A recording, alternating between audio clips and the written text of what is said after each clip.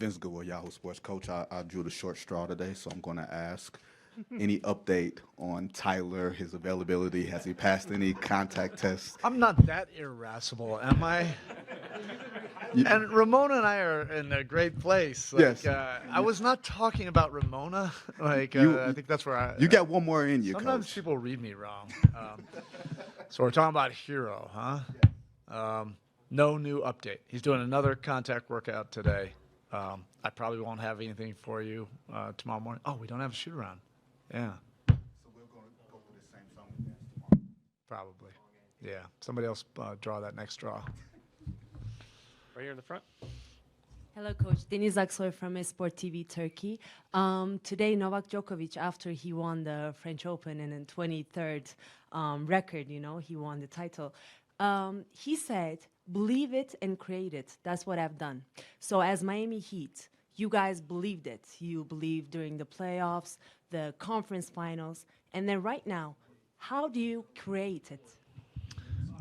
Yeah, we were actually just reading that. He talked about the Mamba mentality and what a spectacular win and career. And he's talked about that mental side of the game. We have a very mentally tough team. We do believe in that. We have a big goal, and from our standpoint, nothing has changed. It is extremely challenging to accomplish that ultimate title.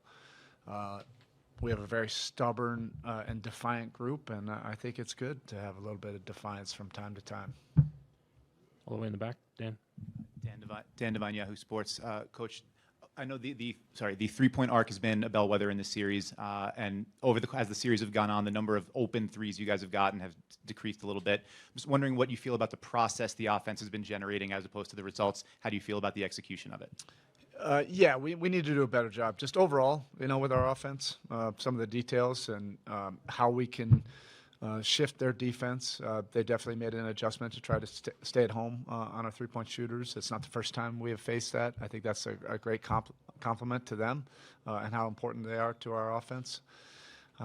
We just have to do it better. There are certain things that I thought we did great in Game 3.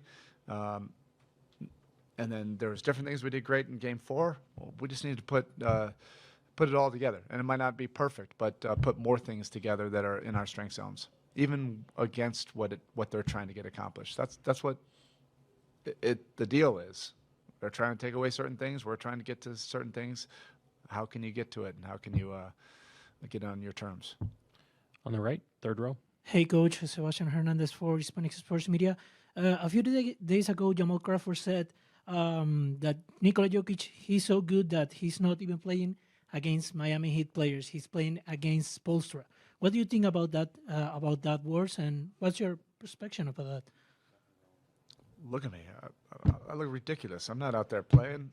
He's not playing against me. That's absurd. No. Ira. Speaking of absurd, it's the first time I've ever asked a question like this. What does it say about your mascot that he could take a punch from Conon McGregor, bounce back, and still be ready to go likely in the next home game? That's the Miami Heat toughness that we're talking about. They should have been allowed to, take the first swing. Yeah. We won't reveal who that is, but he's tough. You can take a punch and get back up, and yeah, he's not going to miss any time. Joe. Joe Varn, The Athletic, try to steer this back towards the middle, but I guess somewhere along the same lines. You like to use the word gnarly. You say you have a gnarly team. You said in Game 5 is going to be gnarly. What do you mean by that, and where does that come from as it relates to this team? We have I've used this term before, savage competitors. They love the ultimate challenges and the ultimate competition. Some of the fiercest battles were back in training camp when we were competing and splitting up teams.